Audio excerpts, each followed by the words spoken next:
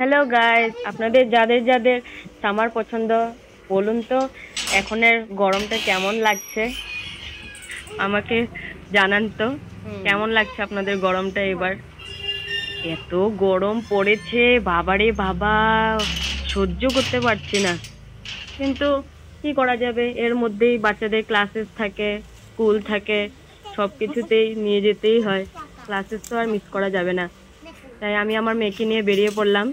আর সঙ্গে থাকুন, দেখবেন আমাদের শিলচরের কি অবস্থা। গরমে সবাই কি নাজেহাল, রাস্তাঘাট সব ফাঁকা হয়ে পড়ে আছে, এত গরম। কিন্তু আমরা মায়েরা সব সময় প্রস্তুত বাচ্চাদেরকে নিয়ে আপনাদেরকে যাওয়ার জন্য শিলচরের রেডি। রোদের অবস্থা দেখাচ্ছি, দাঁড়ান, সঙ্গে থাকুন।